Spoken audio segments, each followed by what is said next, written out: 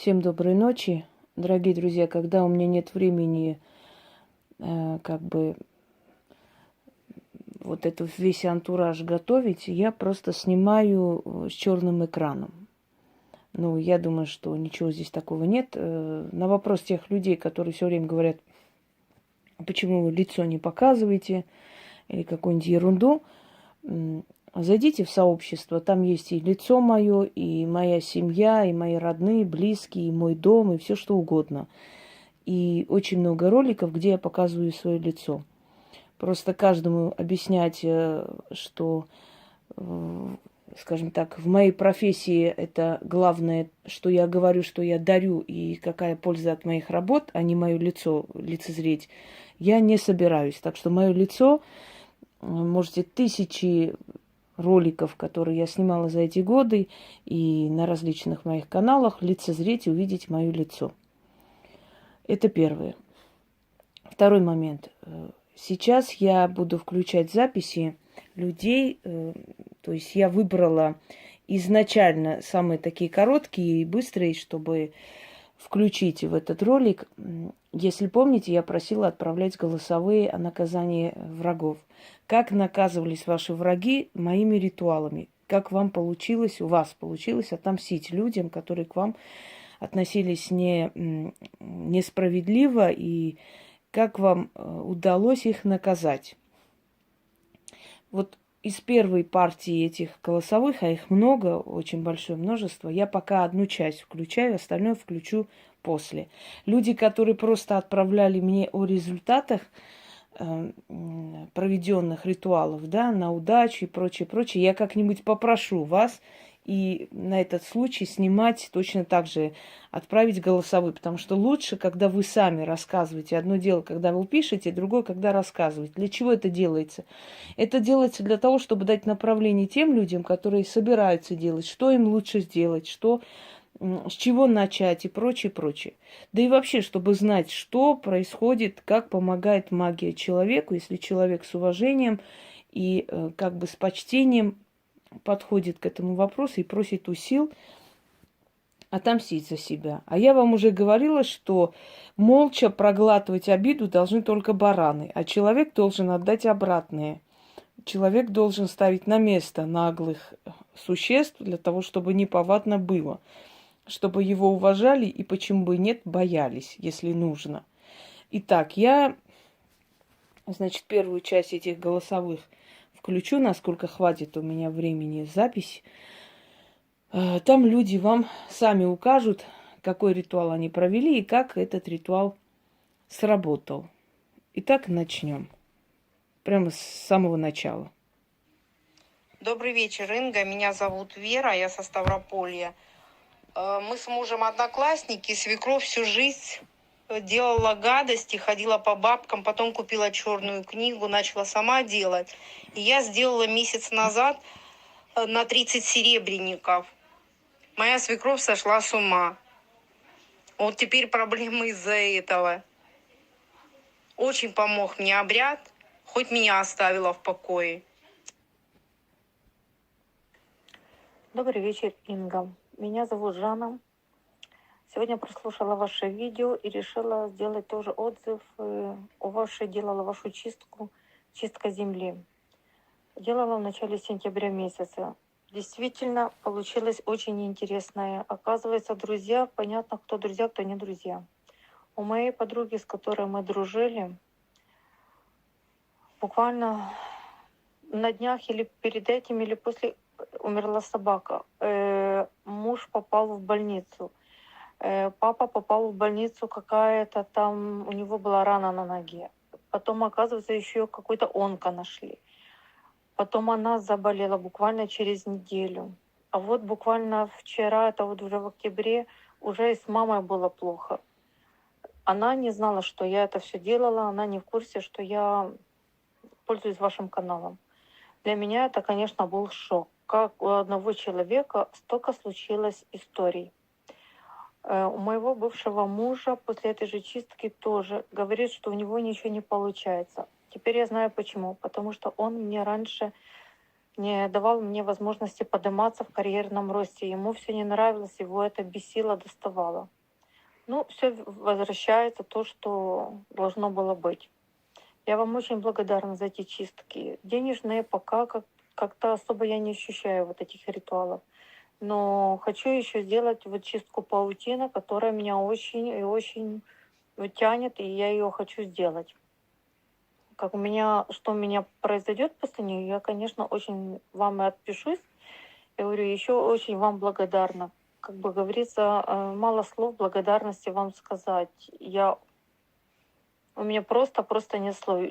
Живите долго и для нас, потому что вы для нас действительно спасение номер один. Очень вам благодарна. Еще раз до свидания. Добрый день всем. Моя история заключается в следующем. Я год назад работала в одной медицинской организации, была заместителем руководителя. И тут в один прекрасный день приходит новый начальник, можно сказать, вчерашний студент. Ну, понятно, как он получил должность, сейчас не об этом. И тут начались наши мучения. Это бесконечные звонки во внерабочее время, это постоянные указания, совершенно нелепые, которые не вкладываются вообще в голове, которые далеки вообще от организации. Но при этом сам он ничего не делал, даже не общался с коллегами. Ну и это все шло постепенно, он нас выжил. Ему не нужны были опытные сотрудники. Сам он при этом говорил: я царь, я лучший, я бог, все я сделаю. От него только это можно было слышать. Я ушла, прошло время, и я попала, Инга, к вам на канал. И сделала в прямом эфире вашем грузинская чистка, чистка от вредителя, грузинская сила с вольтом. И через 3 недели мне позвонила коллега и сказала, что нашего великого сняли с должности в 1 минуту, по телефону даже. Хотя ничего не предвещало. Никто до сих пор не может понять и объяснить, что же там могло такое серьезное случиться. А я и подумала, все-таки справедливость восторжествовала, высшие силы все видят. От высших сил не скрыться. В свое время он сделал плохо, когда сместил человека в 2 раза старше себя, опытнее, более уважаемого с должности начальника. Вот теперь и он это получил. Спасибо высшим силам. И отдельно хочу поблагодарить нашу Ингу. Инга, спасибо за ваши ритуалы, за ваши лекции, что вы нас учите, как правильно жить и как выживать, можно сказать, в это тяжелое время. Уважаемая Инга, добрый вечер. Это опять Наталья Олейник со своим очередным рассказом, на этот раз про наказание врагов. Начну с названия ритуала. Я провела очень сильный от доносчиков. И у меня была такая ситуация, что я отработала месяц у человека, и он мне не заплатил. Это был сентябрь. И до сих пор не пришли деньги. Но не пришли деньги, но этот человек потерял больше. Заблокировали карту, визу, то есть он не может пользоваться этой картой. И плюс пожар в доме случился.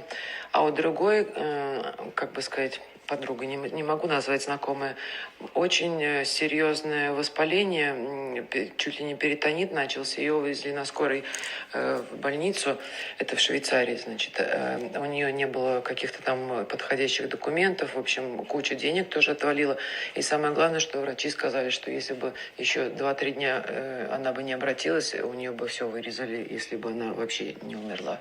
Так что вот такие замечательнейшие результаты. Я очень рада и довольна.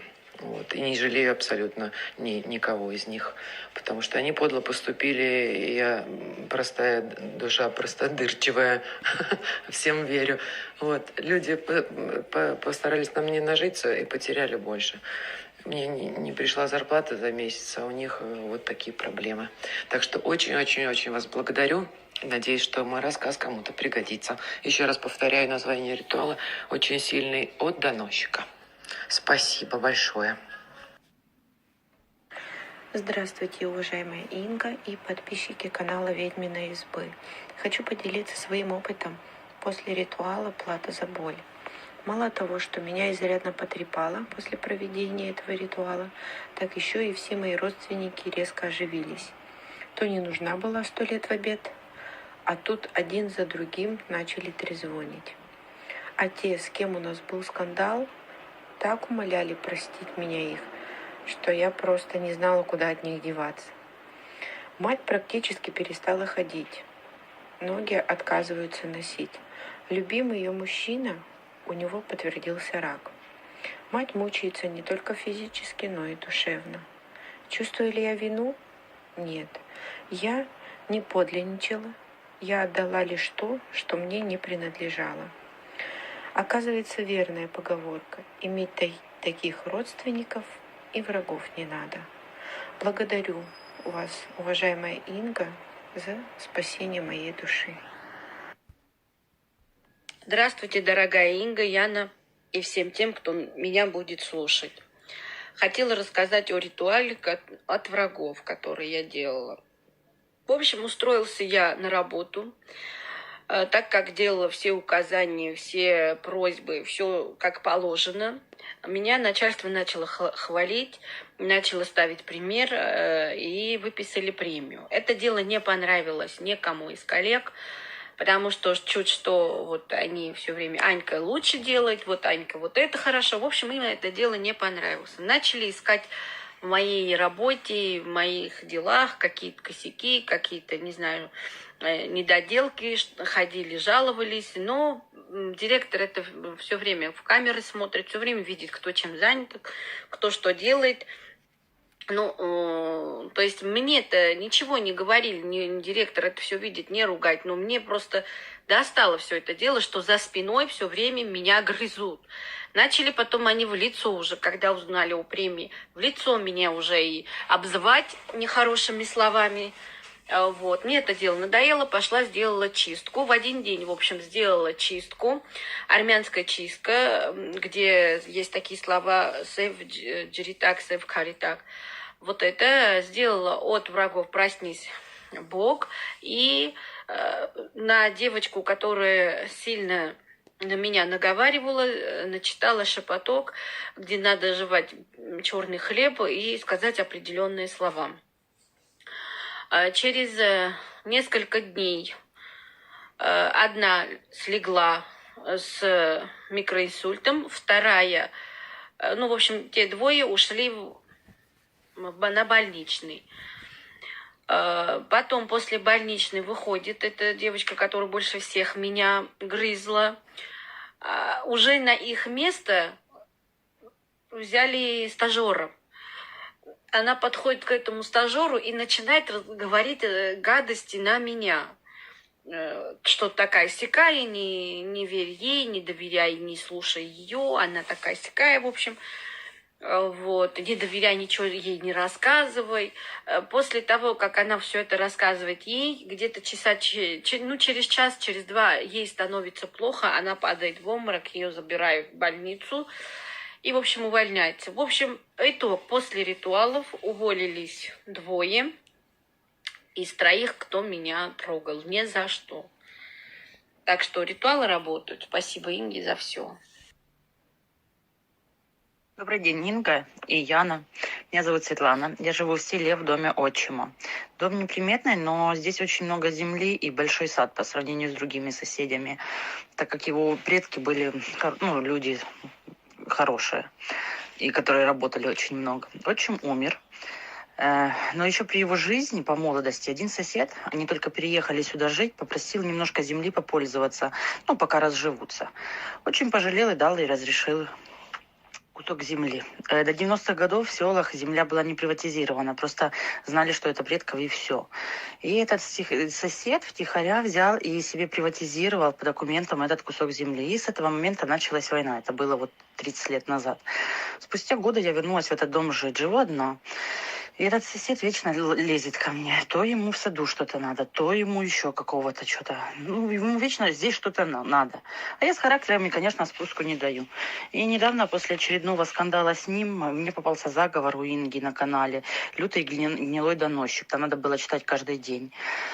Я прочитала один день, на второй день не было возможности у меня, так как я была другими ритуалами занята. А на третий день я услышала разговор, как соседка, его дочь, получается, плакала кому-то по телефону и отпрашивалась там с работы, что-то не получалось у нее, так как попала в какую-то аварию, наверное, с мужем.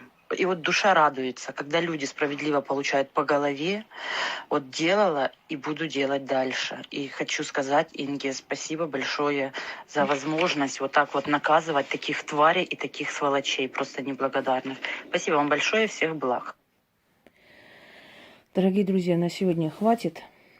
Знаете, в чем прелесть всего этого? Прелесть в том, что вы становитесь неуязвимые. Просто вы становитесь недосягаемые для врагов. Разве не приятно знать, что как только тебя обидели, стоит тебе один день просто посвятить просьбе к силам, и через короткое время ты узнаешь, как справедливо они получили по морде. Вот представьте, что вы перестаете быть просто божьими баранами и стадными животными, становитесь личности, которые говорят: нет, вот меня обидеть никому не позволено. Никому. Если я виновата, то оно не сработает. Поверьте мне, если бы эти люди были виноваты, хоть на йоту, если бы они несправедливо пытались бы наказать, то оно бы не сработало. Просто не сработало. А может быть, повернулось бы против них. Но если оно сработало, это значит, некая сила за вас заступается. У вас в руках невидимое оружие, похлеще, чем винтовка, понимаете?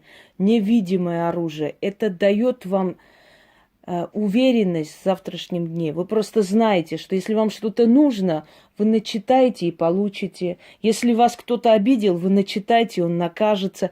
И в итоге, вот через некоторое время вы заметите, что вас будут побаиваться. Потому что человек, который один раз вас обидел, получил по роже, второй раз обидел, еще раз получил, третий раз он не полезет и всем будет говорить: вот с ней осторожнее, она там, ее если кто тронет, сразу что-то нехорошо становится, что-то случается и так далее. Это очень приятно, дорогие друзья. Никогда не бойтесь стоять за свое. Никогда не бойтесь перед подлыми людьми. Самые хорошие проповедники и самые хорошие нравоучители – это самые подлые существа, которые, будучи грязными в душе, вас призывают прощать, любить и так далее. Люди, которые никогда никого не прощали, никому спуску не давали и прочее. Знаете, самое смешное, когда твой палач учит тебя быть милосердным. Да, это очень смешно. Древнегреческий баснописец Эзоп сказал такую фразу: «Самая грязная свинья громче всех орет о чистоте». Человек, который отобрал тайком землю, чужую землю, приватизировал, на этой земле живет и хозяевам не дает жить. Недостоин он наказания? Достоин. Человек, который пришел на работу, работает день и ночь, больше других, и пытается выжить этого человека. Из-за чего? Из-за трудоспособности, из-за трудолюбия, из-за того, что этот человек просто стремится создать в своей жизни больше, чем другие, и начинает этого человека выживать. Имеет он право мстить за себя? Имеет. Прекращайте быть Божьими рабами и становитесь свободными людьми. А свободный человек, он не терпит над собой насилие. Вы не обязаны, не должны никого терпеть в этом мире. Никого. Ни свою мать, ни отца, ни мужа, ни детей. Вы терпеть никого не обязаны, не должны. Вы должны быть счастливы, вы должны гармонично существовать, но не терпеть. Никогда никого не терпите. Никто не вправе вам причинять боль. Даже ваша собственная мать. Потому что вы не принадлежите своей матери вопреки всему. Она дала вам жизнь, но это не по ее воле случилось. Она всего лишь сосуд, через который мы пришли в этот мир. Вам могли дать жизнь боги через другую женщину. Вы должны были родиться, ваша душа должна была родиться. А от какой женщины? Это не имеет огромного значения. Почитайте, уважайте своих родителей. Потому что мы перед ними в долгу. Они нам, как бы там ни было, многое дали. Но никогда не чувствуйте себя вечно обязанными терпеть от них что-либо. Если нужно, и их ставьте на место, и их накажите. чтобы они знали, что вот на этом ребенке срываться не позволено. Защищайте себя, потому что мы с вами, дорогие друзья, дети богов. А дети богов не могут быть беззащитны.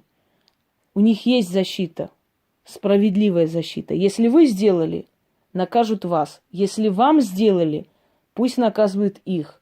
И еще, пока вы не попросите, силы за вас не заступятся. Потому что силы демократичны, они никогда не лезут в дела человека. Пока ты не попросишь, они не накажут. Не будьте лицемерны. Вы говорите, нет справедливости на земле, а сами перед людьми что говорите, когда вас обижают? Я не держу зла, я не злой человек. Там пусть Бог накажет. Или этого не говорите. Я не прошу ничего плохого. Я его прощаю, Господь судья. А потом говорите, нет справедливости. Так вы же своими словами сказали, отбой. Ничего не надо, я ничего не требую, не прошу, все нормально. Обидели, я это принимаю, нормально живу дальше. Вот силы и не наказывают. Не будьте лицемеры, говорите всегда, получай столько, сколько ты мне сделал. Не больше и не меньше. Не надо больше, но и меньше не надо. Вот столько, сколько ты мне делаешь, столько и получай обратно. А я эту защиту, это оружие дала вам в руки. Защищайте себя и не бойтесь себя защищать. Потому что останутся на земле только сильные крепкие роды. Вы не видите, что творится? Происходит фильтрация человечества. Останутся крепкие роды, дорогие друзья, не род рабов. Останутся роды свободных людей. Людей, которые руководствуются своими правилами, своими законами совести. А совесть – это голос богов внутри человека. Если вы чувствуете, что вы что-то не то делаете, не насилуйте свою совесть, не идите наперекор своей совести. Но если вы уверены в своей правоте, бейте до последнего, до победного. Никогда не жалейте. Никогда не жалейте даже падшего врага. Запомните, как только он окрепнет, встанет на ноги, он вас уничтожит. Он сразу же ударит вам в спину. Никогда не жалейте, никогда не прощайте своих друзей, которые вас предали. Даже если они умерли, не прощайте их. Потому что если бы они были живы, они все равно бы вас предавали дальше. Никогда ни одного предателя не прощайте, как бы он вам не был дорог. Тот, который смог вас предать, он вас предаст еще 1000 раз. Никогда не возвращайтесь к людям, которые причиняли вам боль. Вы должны источник страданий в своей жизни исключить. Кто вам причиняет боль, того в вашей жизни быть не должно. Кто бы это ни был, даже самый дорогой человек, если он вам причиняет боль, его в вашей жизни быть не должно. Источник страданий закройте, и ваша жизнь изменится. Никого не терпите. Живите по совести, делайте много добра, делайте много хорошего, но не забывайте еврейскую поговорку. Пусть милостыня потеет в твоих руках. Прежде чем кому-либо что-либо давать, много раз подумайте. Говорю вам по собственному опыту. Люди, которым много раз помогала, они привыкли к этому. Они подумали, что это моя святая обязанность. И когда я прекратила это делать, перестала, потому что весьма неприятно и отвратительно чувствуешь, что тобой пользуются, просто пользуются, смотрят на тебя как средство для существования, для жизни. Как только ты это прекращаешь, ты становишься самым плохим человеком на земле. И все те, кто лает на тебя, это те, кого ты содержала, помогала. И даже люди, которые снимают против тебя тем же телефоном или камерой, которую ты им дарила, не гнушаются этого, при этом говоря о том, что ты такая, сякая, раз такая и прочее, прочее, не жалея слов, да, щедрость велика. Наказывайте, не прощайте. Если судьба дает вам право наказать, если вы видите, что ваши враги наказались, значит, вы были правы. Спокойно идите дальше. Никто вам с вас ответ не потребует. Поскольку силы сами решили. Вы отдали на суд богов. Вы же сказали, если он виноват, пусть наказывается. Если не виноват, не наказывайте его. Если они наказали, это должно для вас стать сигналом, что человек был виноват. Иначе бы, поверьте мне, не наказался. Боги справедливы. Останутся только сильные роды, те, которые поняли закон мироздания и по этому закону живут. Запомните. фильтрация идет и вымирание тех родов, которые не нужны Вселенной. Роды гнусных людей, слабых людей, лицемерных людей, лживых проповедников и верующих, которые день и ночь стоят на этих каменных ступеньках, да, себя там крестным знаменем все время осеняя, но кусок хлеба не дадут никому. Будут уходить роды, неугодные богам, потому что время Водолея приходит уже, оно уже пришло, это начинает новая эра, новая страница в истории человечества. А эра лицемерных рыб, то есть людей, которые под предлогом веры, совести, каких-то законов морали творят зло, их эра уходит. И пусть ваш род будет живучим и живет дальше, уповая на богов, на их силу, на их справедливость. Вселенная справедлива, невиновного они никогда не наказывают. Всем удачи и всех благ.